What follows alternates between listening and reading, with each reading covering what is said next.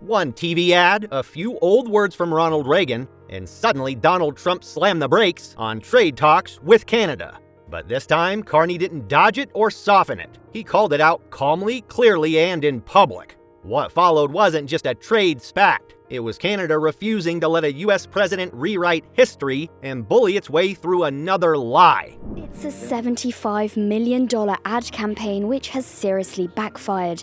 The Ontario government's anti-tariffs ad prompted an angry Donald Trump to terminate all trade talks with Canada. The Ronald Reagan Foundation has just announced that Canada has fraudulently used an advertisement which is fake, featuring Ronald Reagan speaking negatively about tariffs. Tariffs are very important to the national security and the economy of the USA. Based on their egregious behavior, all trade negotiations with Canada are hereby terminated. When news broke that President Donald Trump had abruptly ended all trade negotiations with Canada, it wasn't because of tariffs or trade policy in the usual sense. It wasn't because of economic data or conferences or formal demands from Ottawa. It was because of a TV ad, a provincial advertisement from Ontario that struck at the heart of a major political lie. The ad used words from former U.S. President Ronald Reagan to expose something that had been slipping under the radar. America's jobs and growth are at stake.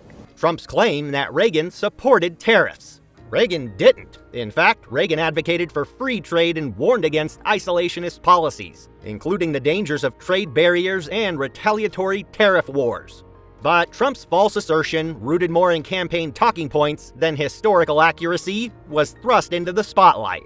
And once it was, the whole dynamic between Canada and the U.S. shifted in a very public way. Spearheaded by Ontario's Premier Doug Ford, an open critic of Donald Trump, the ad featured a 1987 Ronald Reagan speech warning of the consequences of high tariffs on foreign imports. Let's be absolutely clear on one thing. The Ontario ad didn't invent the idea of free trade. It pointed back to a pivotal moment in U.S.-Canada history.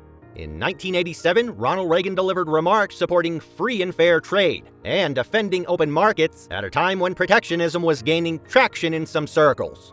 We want to do this because we feel both Japan and the United States have an obligation to promote the prosperity and economic development that only free trade can bring. His leadership laid early groundwork for what became the Canada-U.S. Free Trade Agreement. Reagan's speeches and statements at the time stressed reducing tariffs and opening trade markets between Canada and the United States as well. As a matter of fact, his 1987 remarks even included praise for lower trade barriers and cooperation that would benefit both nations with more stable economic growth. When Ontario's ad ran clips of Reagan saying that and then contrasted them with Trump's narrative, it caught the claim of protectionist support flat-footed. Suddenly, a provincial political spot didn't just remain a local street campaign. It quickly molded into a hot piece of international diplomatic war. Because, we have natural conflict. We also have mutual love. We have great love for each other. I love this. I love Canada and the people of Canada. And Mark feels the same way about here.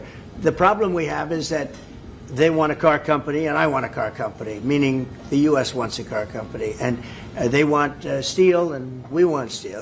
So in other countries, they're very far away. As for Trump, he didn't take the ad lying down. Interpreting it as a misrepresentation, he halted all ongoing trade negotiations with Canada, accusing the ad of misusing Reagan's legacy. Media coverage reported this sudden freeze weeks before expected talks were to resume, noting the ad as the immediate trigger.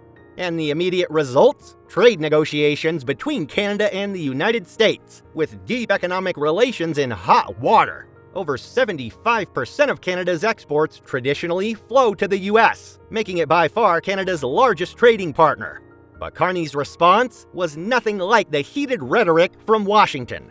In a calm, fact-driven address, Prime Minister Mark Carney dismantled the narrative, not with an angry speech, but with historical context and economic clarity. We'll see. We're ongoing discussions with the Americans, and I wouldn't overplay it. I'm looking forward to see the president at APEC in Korea.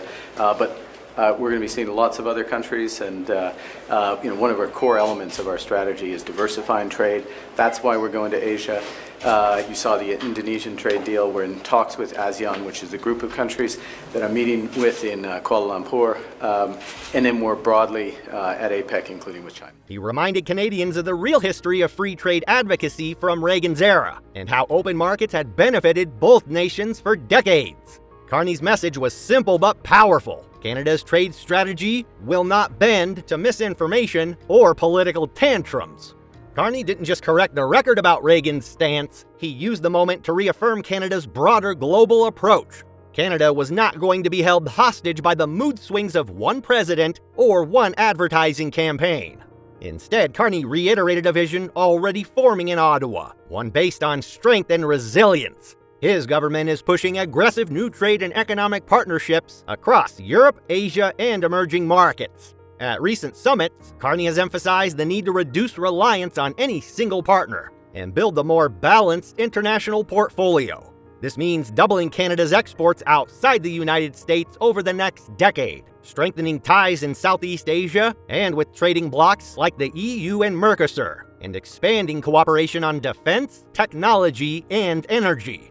It's a strategy meant to protect Canadian jobs, industries, and sovereignty, not just from trade disputes, but from the kind of political volatility that arises when economic policy is used as leverage in unrelated cultural or media conflicts.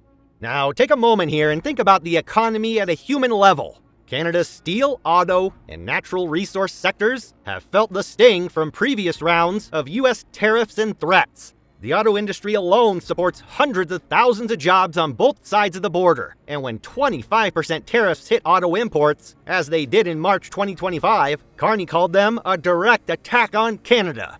These kinds of measures can tear through supply chains and increase costs for workers and consumers alike. They're not abstract policy options. They affect daily lives. By doubling down on global trade, Carney is saying Canada won't let another moment like this define its economic future. This isn't just about proving Trump wrong on historical facts about Reagan. It's about crafting a future where Canada's prosperity doesn't depend on the temperament of one administration. Carney's response was measured, informed, and forward-looking, a sharp contrast to the narrative coming out of the U.S. administration. Rather than attacking Trump personally, he pointed to facts, historical precedent, and Canada's broader global strategy.